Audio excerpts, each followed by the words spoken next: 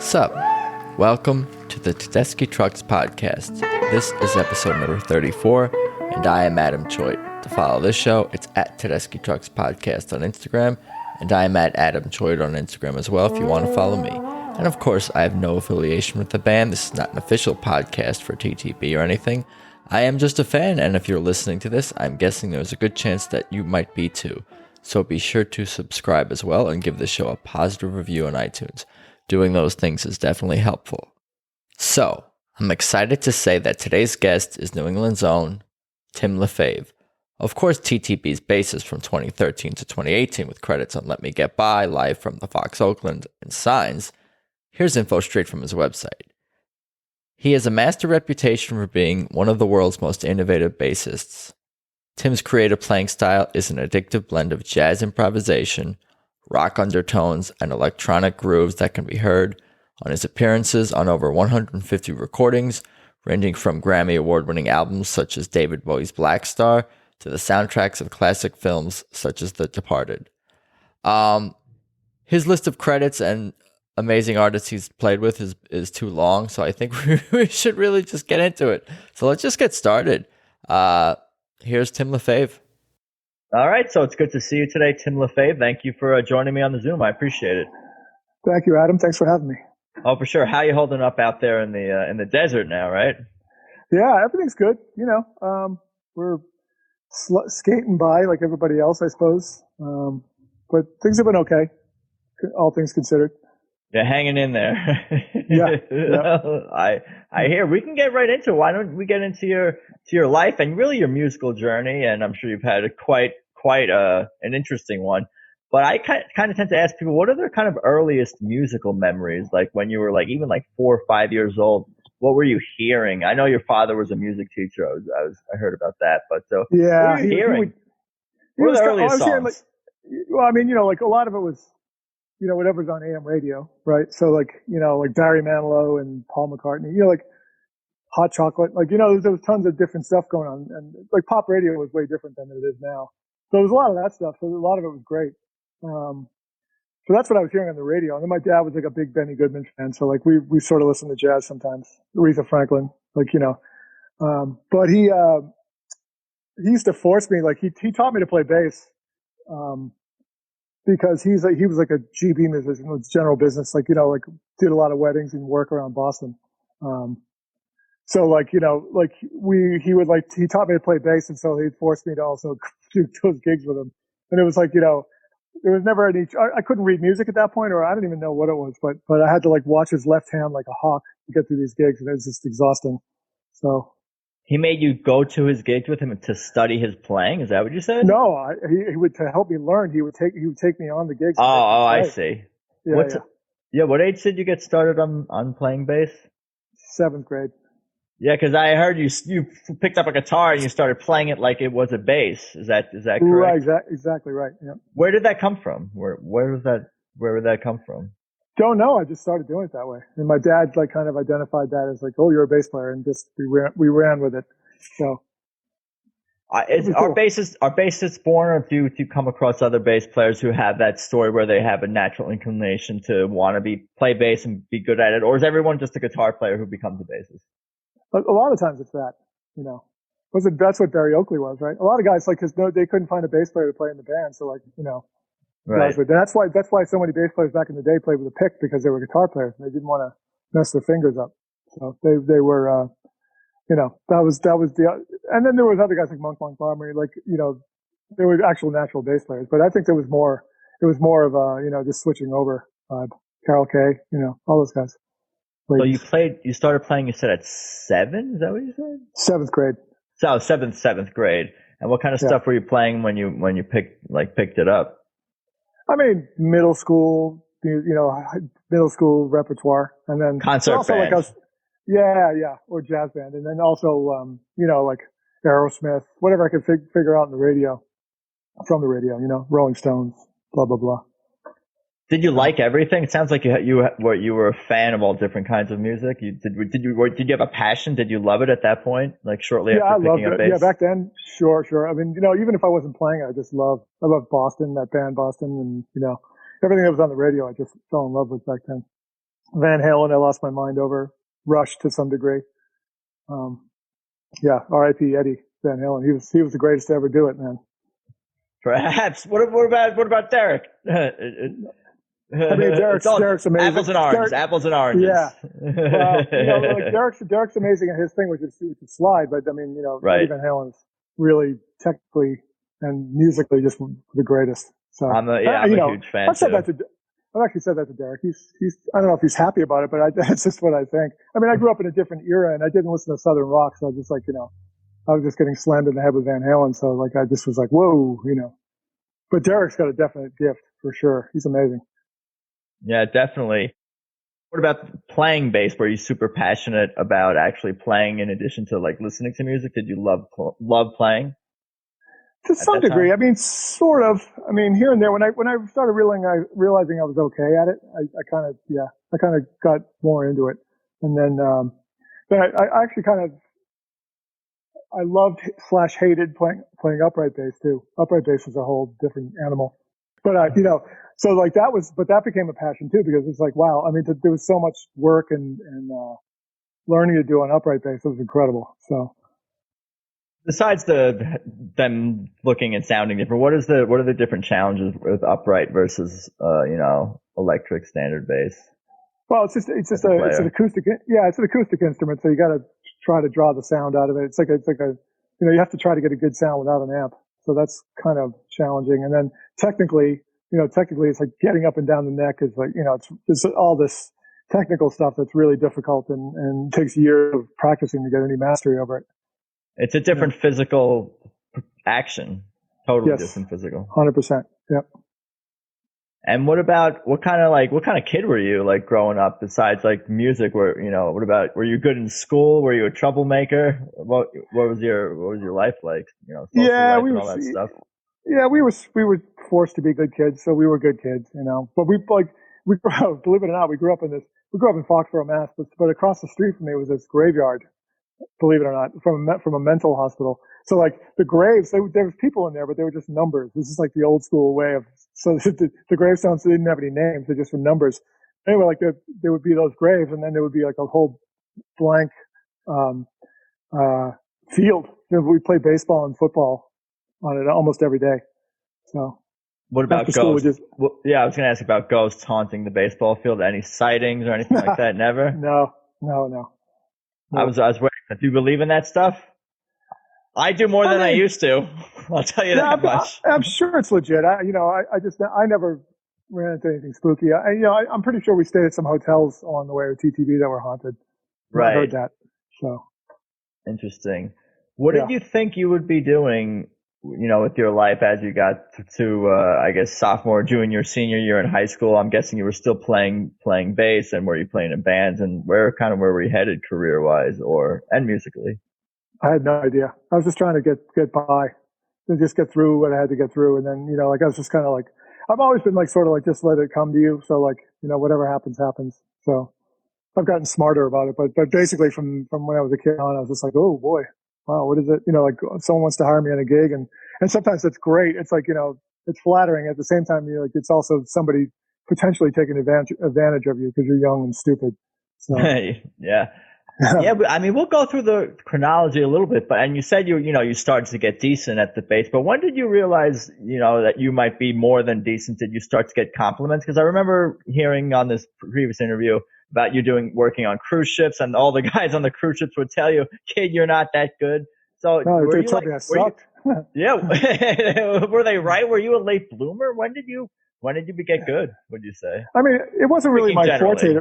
Yeah, I mean, it wasn't really, I was always okay, but like, it wasn't really my forte to play that kind of music, like old swing music. And, it was pretty much kind of music jail. But then after a while, I kind of turned it into a lesson of just like, okay, well, I can get better at doing this if I put some work in. So I started practicing a little bit and just trying to, in general, play better. And then what else happened? I mean, the first time I felt like, when was it? Like late 90s, maybe? I was playing a gig at the 55-year-old Wayne Cranston. Like Wayne was like, considered a New York visionary and a legend. And, so we started having this band like with Keith Carlock and me and him. And so people started coming out. And so guys who I'd never worked with, like I wanted to work with, started coming to the gig and just said, man, you sound great. And then kind of the next evolution of that was, then after that, like when I started subbing on Saturday Night Live Band, I was like, okay. Cause that to me was like a gig you never think you're going to get, It's like, one of the holy grail New York gigs. So. Yeah, it sounds like the cruise ship was almost like, was it like training in a sense, and then you went to New York after that, correct? And that's where you started to make all these connections in the jazz world and all these different clubs and the SNL thing. And tell me about like New York and first arriving and what jumps out at you about that time in your life. Well, the only reason why I went to New York is because I always wanted to. Like I went in high school a few times and just visited and just got a great vibe from it. So I knew I wanted to live there. But when I was on the cruise ship, like one of the last years I was there, the drummer had a friend named Zach Danziger, who was a pretty gifted drummer, who he came out and we became friends. And, he obviously he was a monster. And but he was also playing with Wayne Krantz at the time. So I started asking him, it's like, well, do you think I could hang in New York? Do you think I could got a living and play with some bad dudes and blah, blah, blah. And he said, yeah, I should try it. So I kind of hounded him and just stayed on his ass. And then, when I finally moved to New York in November 93, I think.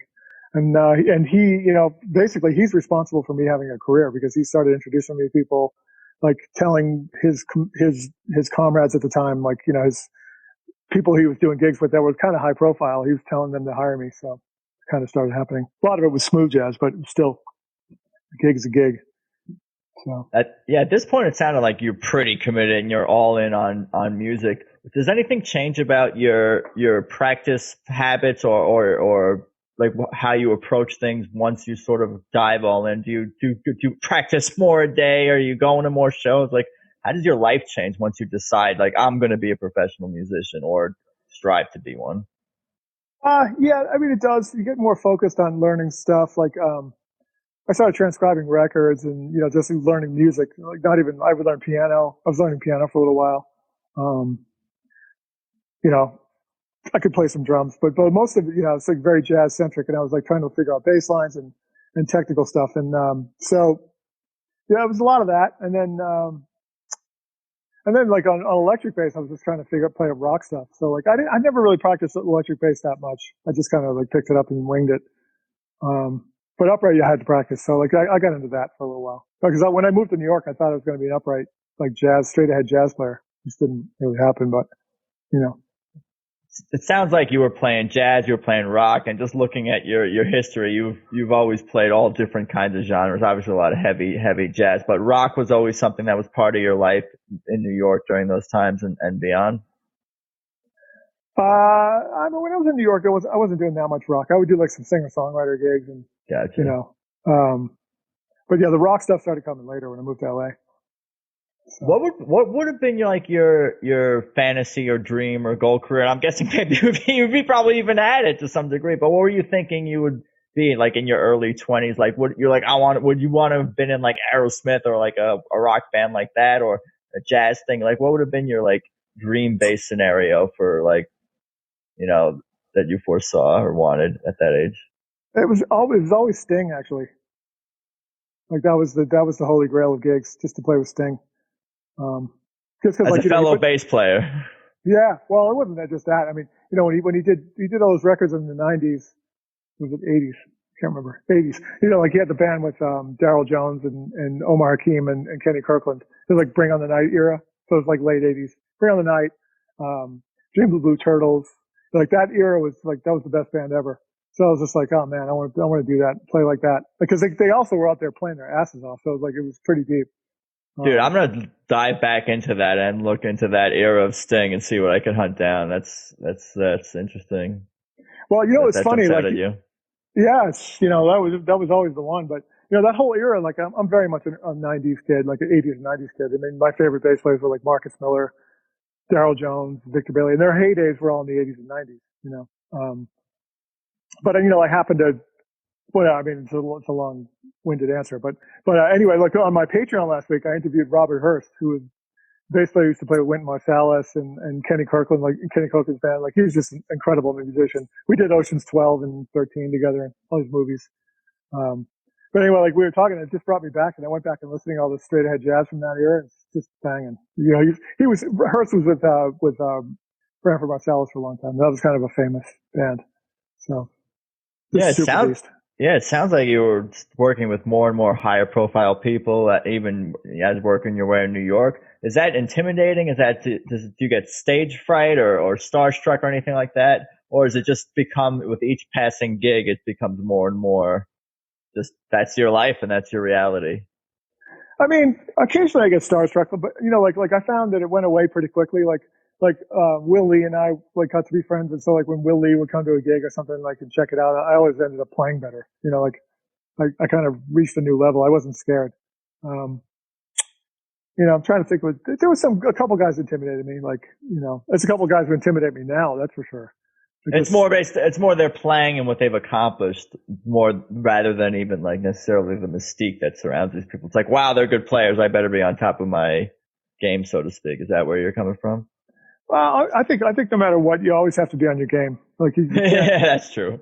I mean, you know, you're doing a disservice to everybody if you're not on your game. So I figured, you know, I just got, you know, like back when I moved to New York, I got way more intense about it. I just was like, okay, no one's going to be better than me. And I also didn't like try to imitate any of the bass players besides the guys I loved. So like I just kind of went with that and just kind of I wrote it as long as I could. You know? I'm going to write that down. Be original and be better than everyone else. Let me make a note. Or try to anyway, you know? Yeah, for sure. How long were you in New York for? Till 93 till 2011, for 18 years. Oh, a long time. So tell me about your journey in the 2000s in New York and maybe some of the highlights that jump out at you. I know there have been many. What happened? Well, first of all, you know, that whole electronica scene started in New York, like live drum and bass, like live electronica stuff started happening with Jojo Mayer, Zach Danziger, a couple other drummers, D'Anthony Parks. They all started having nights where we would improvise in the style of electronica. And so it turned into a real thing where we used to play at the Izzy Bar I forget what night it was. It was like Tuesday night or something like that. But it just got to be a zoo. So many people came out, and drum and bass was like all the rage back then. So, you know, it was like all this whole new kind of scene that was taking place, and it was really cool. And then, you know, also at the same time, I was with Wayne Krantz and Keith Carlock, and that band, you know, like it was starting to develop some kind of chemistry that was just pretty unique and became very influential band, like for a lot of people. So those two things were happening at the same time. So it just was just kind of like, and I was playing like, you know, 4 or 5 nights a week in New York, and it was all creative. It wasn't like hotel gigs. So I was pretty lucky, you know, on that front. It sounds like New York is just such a breeding ground for creativity and originality in a way that LA is just not. Would you say there's truth to that? There just seems to be more of the original movements of whatever music it is and whatever genre seems to have come out of New York or other cities. It just seems like LA is that more of it's the place for business and record companies and not necessarily the birthplace of creativity. Well, there's been an influx of people from the East Coast moving to LA though. So sure. The scene has definitely gotten better. Like, you know, it's still not quite what it was in New York, but because in New York, it's like, you know, your pants are on fire because you know, how are you going to make your rent? And there's so many fears about not making it in New York that people just play with fire like constantly. In LA, it's a little more casual. So like, it's not I feel like it just there's not a fire under everybody's ass for the most part. So, and what about this is like yeah, I was going to ask, what about living in New York? What about just that experience? That just an amazing experience? Does that get tough at times? You know, yeah, it does get tough at times. It's a pain in the ass. I mean, especially when you have gigs and you have to bring all your equipment. It's a pain in the ass to get around, as you know. Upright bass. You bring that around town? Or electric bass with amps and stuff. Like, you have to call a car service and then have them yang you around. Like, we'll be there in 5 minutes, and then half an hour later they're not there. So it's just like, you know, there's a lot of things that made me very unhappy. But just mostly stuff like that. I love the people there. I miss them. And I love the restaurants and the whole thing. But yeah, just the hassle of New York itself is just like, it's too much. So, and I was back, you know, like before COVID, I was back a bit last year. Like, I was subbing a lot on Stephen Colbert show. So like I'm doing like other gigs with John Batiste. So I was there a bit and hanging again. and then recording and blah blah blah. So it's good to be back, and it's good to have that vibe again. These are all fun. Are these all fun gigs for you? Is there any gigs that you dread? Is it the traveling and everything that goes along with being a professional musician? That's the work. Is the playing is not the work? Is that true? Or are there gigs that you dread? Occasionally. I mean, not very often though. But yeah, that happens. And it's not like it's not a big deal if it does happen. It's just like, oh, I'm going to poke my fire like I'm Will Ferrell in Saturday Night Live skit. It's like I'm going to see, watch this. See the fire? That's a real one, right? Yeah, it's a real fire because, actually in the winter here in Tucson, it gets pretty chilly. So yeah, at night, it's that desert climate. Yeah, it's actually, it gets down to 30s and 40s. Oh no. Well, you're used to that. Kind of. Yeah, that's fine. I mean, it doesn't bother me. It's just, I wasn't prepared for the shock. When we moved here, it was like 110, 115 every day by the afternoon. So, yeah, and I'm sort of a cyclist. So like I have to get up at 5:30 in the morning and be on the road by 6:30 for me not to be frying. Like by 9 o'clock, it's already 95 degrees. Yeah, I know in like the Las Vegas minor league baseball teams, they don't play day games like for most of the year, most of the summer because they just can't. It would be too much. It's impossible. And what about the journey into to TTB? How did that all come together? Well, basically, how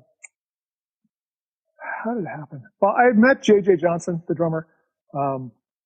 I had met him in LA like about a year before any of this started happening. Oh, then it was kind of funny. I kept running into these guys. Like, then we played, Jazz Avienne, which is a town in France, like a small little jazz festival. But, me and Mark Juliana, Jeff Taylor and Jason Linder were playing like this after gig in a tent. So the Tedeschi trucks finished and then they all came to our gig while we were just up there shredding electronica, Mark Juliana style. So I ended up meeting them all then. I met JJ and JJ was like, man, you sounded cool and blah, blah, blah. So we stayed in touch a little bit. And then, I think JJ planted the seed, but then also we did, a gig with Donald Fagen on David Letterman show.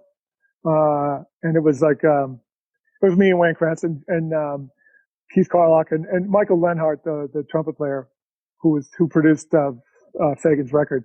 Put the band together, but the other guy who was in the band was John Leventhal, who's a guitar player. He's Roseanne Cash's husband, and they were writing with Derek and Susan at the time. John Leventhal was for Made Up Mind.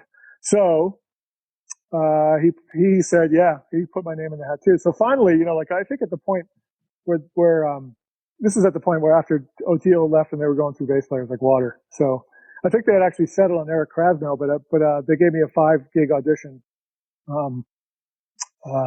That's when I also met Chris and Rich Robinson, the Black Crowes guys, because it was a tour with them. So I met these guys. I came out, did 5 gigs, and then they gave me the gig.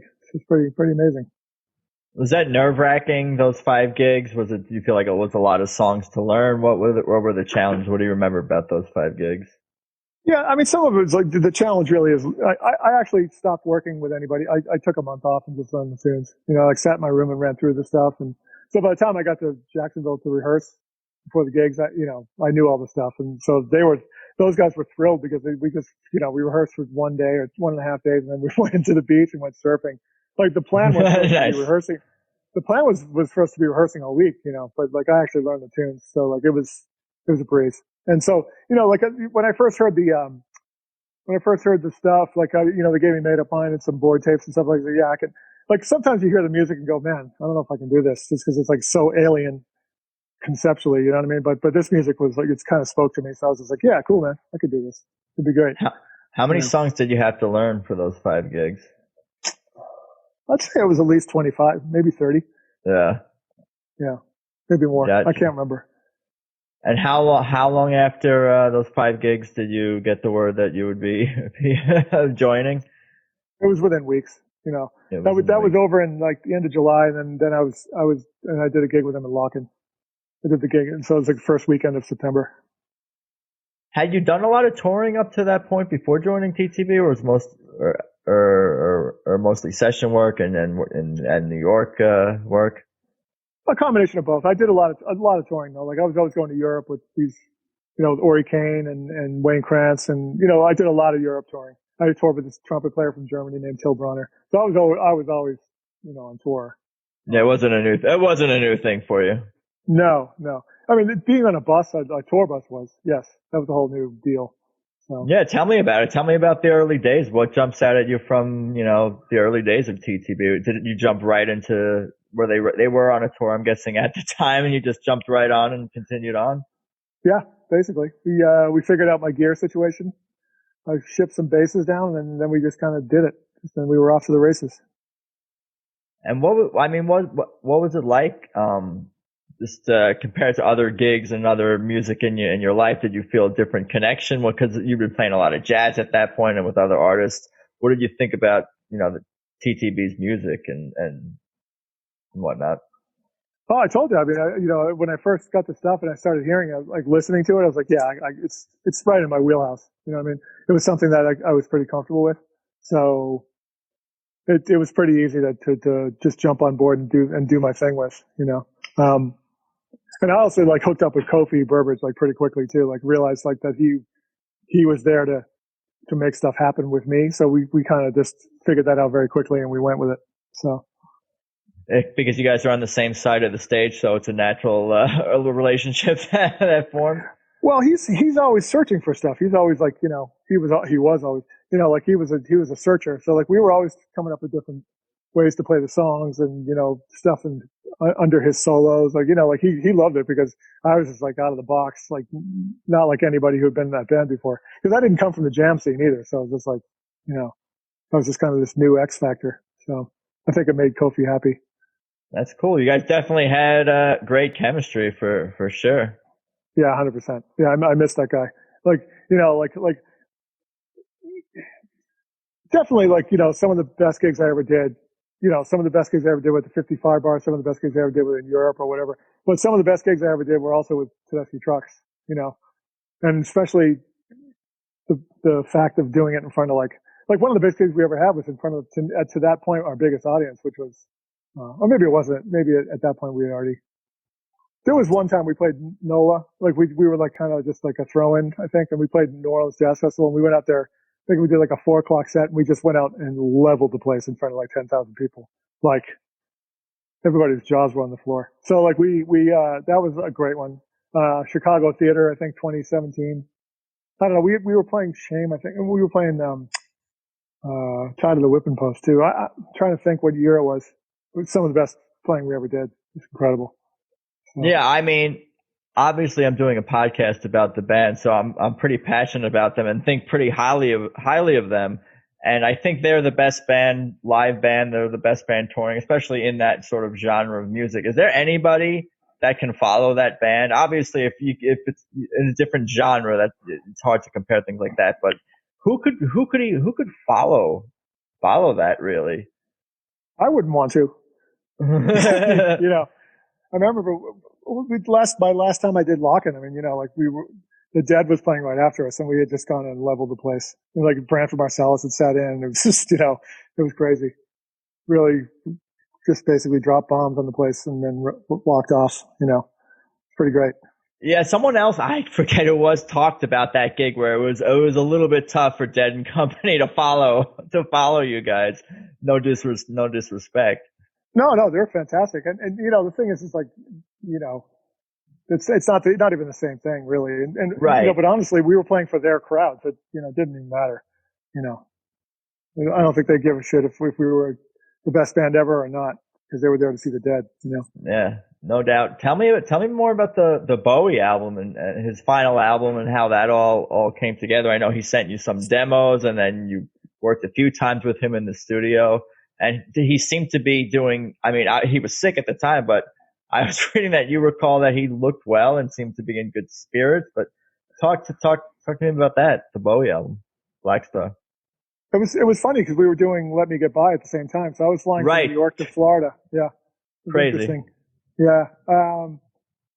It was cool. It was an experience, it was a little rough at first because he wasn't that well, but then he kept getting better and better each day. So like it turned out to be fine.